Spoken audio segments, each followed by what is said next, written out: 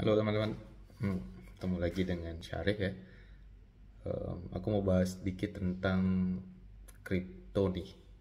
Kalau teman-teman mungkin baca-baca berita, lihat-lihat berita, mungkin tahu kalau salah satu platform trading kripto ya, platform trading kripto yang namanya FTX ya, baru-baru aja itu menyatakan diri bangkrut.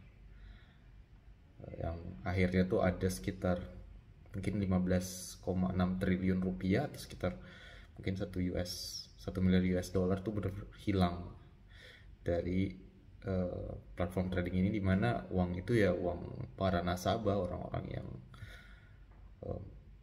masukin duitnya ke FTX ya buat trading crypto dengan harapan ya mungkin suatu saat bisa nambah artinya platform investasi itu tentunya tujuannya biar bisa dapat returnnya dari investasi itu. Tapi sayangnya ini benar-benar bangkrut ya, dan menurut beberapa berita yang saya baca sih bangkrutnya tuh gara-gara ada ketidaktransparan dari manajemen FTX. Jadi FTX ini em, katanya ya manajemennya tuh make duit dari para nasabahnya tuh untuk melakukan semacam trading yang beresiko tinggi tanpa sepengetahuan para nasabah nih. Mungkin tujuannya untuk menambah aset dari FTX sendiri, tapi pada akhirnya eh, ya namanya juga trading ya, atau misalnya ada resikonya dan mungkin pas lagi apes-apesnya ya akhirnya hilang lah semua itu uang. Nah ini sebenarnya salah satu contoh dari beberapa banyak contoh ya. Kemarin-kemarin udah ada beberapa juga crypto trading platform yang akhirnya harus bangkrut.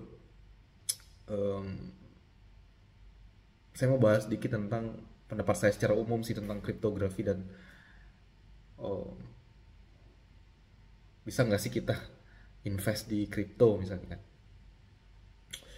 Ide awal kriptografi ini kan sebenarnya dulu datang pada saat ini ya, pada saat krisis moneter, krisis finansial pada tahun 2008 ya. Tentang pada saat itu krisisnya tuh gara-gara ada bubble di industri properti di US. Nah, gara-gara itu ada nih seorang anonymous ya, sampai sekarang kita nggak tahu dia siapa. Dia bikin Bitcoin, jadi idenya tuh peer to peer payment system. Nah, tujuan holy grailnya tuh, tujuan akhirnya tuh pengen bikin suatu sistem pembayaran, satu sistem pembayaran di mana nggak perlu ada intermediary. Jadi pembayarannya tuh benar-benar dilakukan hanya dari orang ke orang. Nah sekarang kan sistem pembayaran tuh, sistem keuangan tuh ada orang tengah ya, misalnya teman-teman transfer uang ke seseorang, jadi uangnya pergi ke bank dulu, nanti banknya ngatur uangnya dipindahin ke rekening yang lain. Nah maunya tuh Bitcoin, yang nanti disebut Bitcoin itu dia em, maunya nanti nggak perlu ada intermediary, jadi uang tuh langsung berpindah dari satu account ke account yang lain tanpa adanya orang ketiga. Nah ada masalah sebenarnya beberapa. Nah untuk merealisasikan ini, sistem ini, muncullah teknologi baru. Sorry, teknologi itu namanya Bitcoin ya. Nah, Bitcoin ini, sorry, bukan Bitcoin ya, maksudnya blockchain. Jadi, blockchain ini adalah em, suatu sistem open ledger di mana tiap-tiap bloknya itu dikunci dengan suatu mekanisme kriptografi. Kriptografi itu adalah suatu teknik untuk melakukan enkripsi dekripsi, tapi di sini sendiri nggak ada enkripsi sebenarnya. Yang ada tuh adalah hash algoritmnya. Jadi tiap-tiap blok itu di hash dengan suatu hash tertentu, dan hash itulah yang menjadi semacam signature dari transaksi di blok itu. Nah ini teknologi sejak saat itu tuh teknologi teknologi apa ya, teknologi blockchain ini menjadi meroket tajam. Dari segi transaksi ada banyak banget produk-produk selanjutnya yang dibuat bukan hanya cryptocurrency ya, yang dibuat menggunakan teknologi blockchain. Nah, tapi Bitcoin ini adalah salah satu apa ya, maksudnya produk yang menggunakan teknologi blockchain yang pertama kali. Nah, setelah itu muncullah eh, muncullah koin-koin yang lainnya. Mungkin teman-teman tahu ada Ethereum, ada ada Ethereum, ada Dogecoin bahkan kan. Koin yang meme yang dibuat sama Elon, bukan sama Elon Musk tapi dipopulerkan oleh Elon Musk. Sebenarnya idenya bagus sih, pada akhirnya pengen supaya eh, monetary system itu balik lagi di decentralize ke orang-orang, ke people, sehingga kita tuh nggak perlu dikendalikan oleh big governments atau misalnya big corporation gitu kan, ide akhirnya tuh.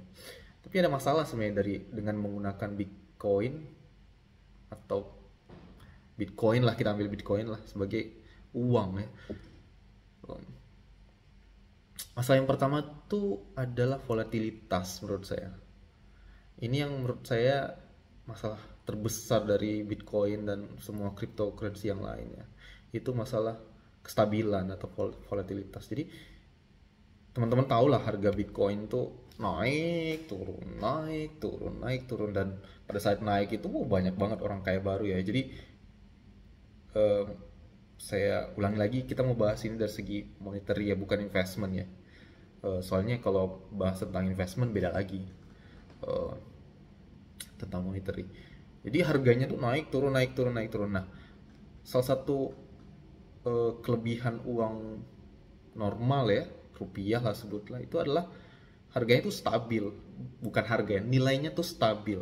Stabil dalam artian bukan berarti nggak pernah naik, nggak pernah turun, tapi pergerakannya tuh cenderung flat. Nah, ini penting buat uang karena teman-teman mau pastiin dong nilai uang teman-teman tuh stabil. Bayangin misalnya kayak gini, teman-teman mau beli bubur lah, bubur ayam. Hari ini beli bubur ayamnya harganya 5.000 misalnya kan, semangkok. Tiba-tiba besok harganya 200.000 misalnya kan, 200.000 rupiah. Tahu-tahu besoknya lagi harganya tinggal 50 rupiah coba. Nah, dengan nilai uang rupiah yang seperti itu, bayangin mental effort yang kita harus keluarkan untuk melakukan pembelian nih. Bayangin misalnya, nggak mau beli bubur hari ini, besok aja lah. Mungkin besok harganya 50 rupiah gitu kan. Tahu-tahu besok 50 rupiah jadi 300.000. Wah, jadinya nyesel nih. Aduh, kenapa ya nggak beli hari ini aja? Padahal kan besok udah, ya udahlah beli aja lah 200.000, mumpung hari ini pengen banget makan bubur. Tahu-tahunya besok jadi 50 rupiah harga buburnya. Nah, itu mental effort itu yang menurut saya mungkin beberapa orang, tapi untuk skala besar ya, mental effort seperti itu benar-benar bakal menguras energi orang-orang sehingga ekonomi itu nggak bakal jalan. Nah, yang kedua, itu yang pertama ya, masalah volatilitas. Jadi uang itu harus stabil, bukan berarti nggak naik turun, dia harus stabil. Makanya tiap kali ada krisis tuh atau inflasi yang besar, itu bakal bikin ekonomi tuh jadi apa ya, pokoknya bakal muncul lah di berita-berita, bakal jadi apa ya, bakal membuat psikologi warga satu negara itu bakal jadi terkuras ya. Kalau misalnya inflasi kan pada intinya inflasi adalah penurunan nilai uang, yang kalau misalnya inflasinya jadi hyperinflation, itu artinya penurunan nilai uangnya itu tajam kan, seperti mungkin penurunan nilai uang kripto. Nah, kita lihatlah banyak contohnya Indonesia pada tahun 98, atau misalnya Venezuela yang mungkin baru hari ini, atau sekarang mungkin kita lihat di UK yang udah resmi resesi ya.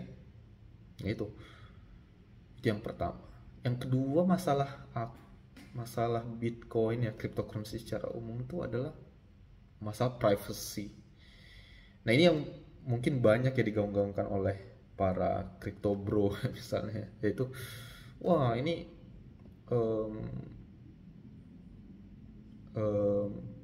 cryptocurrency ini super private ya, privacy lah segala macam. Soalnya data kita tuh nggak disimpan oleh suatu big corporation yang nggak seperti Google, atau misalnya di mana data-data kita disimpan oleh Google dan mereka menggunakannya untuk iklan ya, misalnya kayak gitu.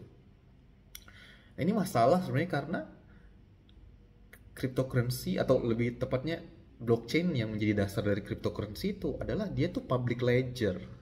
Public ledger artinya gini, misalnya teman-teman punya catatan, misalnya teman-teman ada 3 teman lah yang saling eh, sebutlah bagi-bagi duit lah, utang-utangan misalnya. Jadi misalnya hari ini aku utang sama Budi, aku catat nih di tulisan ini, eh, aku utang sama Budi, terus besoknya Budi bayar aku, misalnya aku bayar Budi misalnya kan, jadi aku tulis aku bayar Budi sekian. Misalnya Musa minjem duit sama aku dan Budi, misalnya kan tulislah, atau misalnya aku ngasih duit ke Budi sekian gitu, tulislah sekian. Jadi semua transaksi itu kan tercatat nih. Nah, tercatat ini adalah, jadi ketika kita nulis transaksi itu, itulah yang disebut dengan ledger. Nah, Bitcoin atau cryptocurrency ini pada dasarnya adalah ledger ini tuh didistribute ke semua orang, ke semua orang. Nah, bayangin nih kalau didistribute ke semua orang kan artinya semua orang bisa lihat dong itu pergerakan transaksi di situ kan. Jadi orang bisa tahu nih ini habis beli apa, ini habis ngirim uang ke, nggak beli apa ya, tapi ini ngirim uang ke siapa, ini ngirim uang ke siapa, dia ngirim, aku ngirim uang ke siapa. Jadi pada akhirnya nggak private karena semua transaksi kita tuh di public ledger yang semua orang tuh punya. Mungkin privacy di sini sampai di level kalau misalnya kita kan identitas di ledger itu bukan identitas misalnya nama, alamat gitu kan, enggak ya. Identitas kita di ledger itu adalah public key, atau public key ini topik kriptografi lagi ya, tapi public key. Tapi ketika orang tahu kalau public key ini associate ke kita, ya udah semua transaksi kita tuh ketahuan. Gak ada lagi yang gak ketahuan. Semua orang tahu transaksi kita.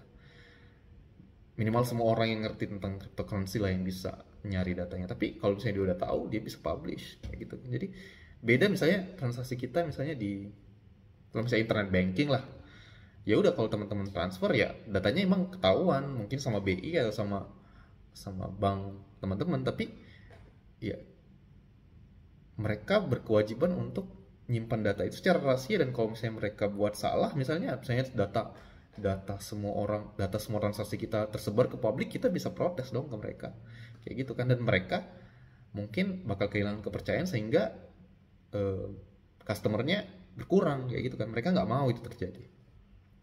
Nah, ini masalah privacy ya. Itu yang kedua. Terus yang ketiga nih masalah security sebenarnya. Jadi security ini juga salah satu hal yang selalu disebut oleh para ini ya, crypto bro ya, bahwa wah Bitcoin ini super secure soalnya nggak bisa dihack segala macam kan. Sebenarnya by design ya, pertama tuh cryptocurrency atau blockchain ini bisa dihack. Cara ngehacknya tuh adalah kita, jadi ini kan public ledger ya, jadi kayak blok-blok gitu, blok-blok. Nah, blok-blok ini nanti yang, jadi tiap transaksi itu bakal masuk di blok. Nah, gimana cara ngehacknya? Teknik sederhananya adalah kita bikin kita masukin blok yang kita mau ke blok-blok itu. Itu yang salah satu teknik standar, maksudnya yang by design-nya kita bisa hack suatu blockchain atau suatu cryptocurrency. Meskipun ini susah ya, susah karena teorinya tuh adalah kita harus punya computation power yang lebih besar dibandingkan seluruh computation power yang digunakan oleh suatu network blockchain tersebut. Jadi cenderung susah ya. Tapi sebenarnya pada akhirnya tuh menurutku ya, semua fraud di dunia finansial tuh bukan karena sistemnya nggak secure. Kebetulan aku ngerjain tentang security di smart card untuk sebenarnya utamanya itu untuk telekom use case buat mobile operator, tapi ada juga use case tentang payment segala macam. Menurutku sistem pembayaran yang ada sekarang tuh udah secure banget. Tentu ada hole di sana sini, tapi udah secure. Tapi yang jadi masalah di semua fraud itu sebenarnya bukan sistemnya, tapi wrong transaction. Misalnya kayak gini lah, misalnya ada orang dikirimin SMS misalnya dapat hadiah, tiba-tiba dibilang untuk dapat hadiahnya kamu mesti transfer sekian kan, transferlah dia sekian. Nah, itulah fraudnya sebenarnya yang banyak di dunia pay, ya, di sistem pembayaran yang ada sekarang. Jadi fraudnya itulah kita ditipu oleh seorang penipu untuk mengirimkan sejumlah uang ke mereka. Di Singapura banyak banget kejadian kayak gini. Jadi apa ya, misalnya diancam gitu, wah kami dari polisi, kamu suami kamu ada masalah nih, kalau misalnya nggak ada, kamu nggak transfer, nanti dia bakal masuk penjara, misalnya kayak gitu kan. Itu banyak banget tuh di Singapura kayak gitu, hampir selalu muncul di di berita-berita. Nah, itu masalah, sebenarnya banyak masalah di sistem eh, pembayaran yang ada saat ini. Jadi bukan di sistemnya sendiri, tapi eh, user tuh ditipu sehingga dia melakukan pembayaran ke orang lain yang pada intinya dia penipu, dan itu yang disebutlah sebagai em, social hacking ya. Jadi penipuan eh, berbasis sosial ya, kayak gitu. Jadi, nah itu yang masalah utama.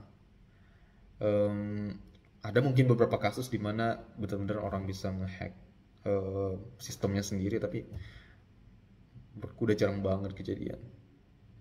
Dan misalnya kalau kalau misalnya di bank ya, mungkin kita masih bisa protes nih ke bank nih, apa nih, apalagi misalnya teman-teman pakai kartu kredit, pembayarannya mungkin bisa di cancel ya. Pembayarannya bisa di cancel. Kita bisa lapor ke bank, ini pembayarannya, transaksinya invalid, jadi bank bisa cancel, dan itu urusan bank selanjutnya. Nah, kalau cryptocurrency Bitcoin, ketika transaksi sudah masuk ke bloknya, itu nggak bisa diubah lagi,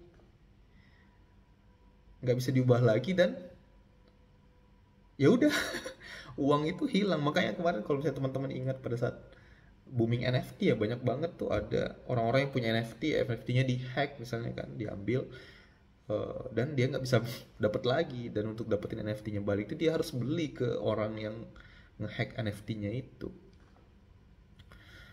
Dan itu yang, nah itu mungkin kalau ke bank kita masih bisa protes, atau misalnya masih ada apa ya, settlement kayak gitu kan, belum settle akhirnya bisa di cancel paymentnya. Nah kalau di blockchain itu ketika udah masuk ke ledgernya, udahlah, udah nggak bisa lagi dia apain, kecuali kamu punya seperti tadi, problem pertama security-nya blockchain, kamu punya computation power yang lebih besar daripada semua network di chain ini, kamu bisa bikin chain, apa ya, eh, chain baru yang ngelawan, maksudnya membuat chain yang dimana uang kamu dihack itu bisa hilang kayak gitu.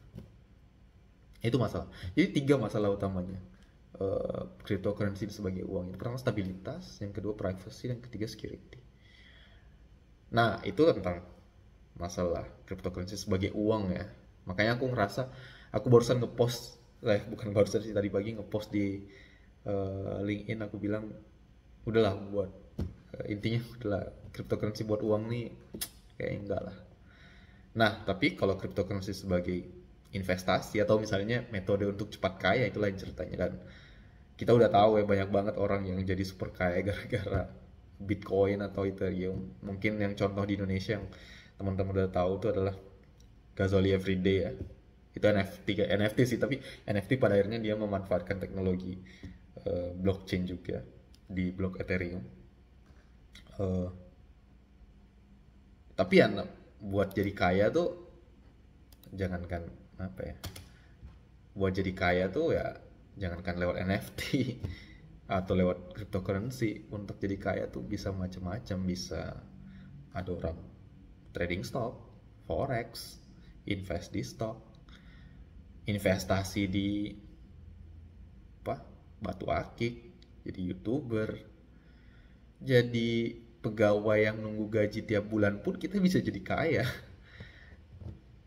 Jadi banyak banget cara buat jadi kaya dan cryptocurrency. Emang banyak orang yang jadi kaya dari cryptocurrency, banyak juga orang yang jadi miskin gara-gara cryptocurrency. Ada banyak berita di mana ada orang yang naruh duitnya semuanya di blockchain, habis, di Bitcoin habis gara-gara harganya turun gitu. Nah, kayak gitu. Di semua bidang pun ada juga orang yang mungkin jor-joran invest di saham ya. Wah, sahamnya turun udah. Pada akhirnya jadi kaya ya bisa dengan cara apapun. Kayak bapak saya jualan kaya. Eh, Teman-teman misalnya terima gaji tiap bulan terus ditabung, di manage baik-baik uangnya, bisa juga jadi kaya, bisa juga miskin.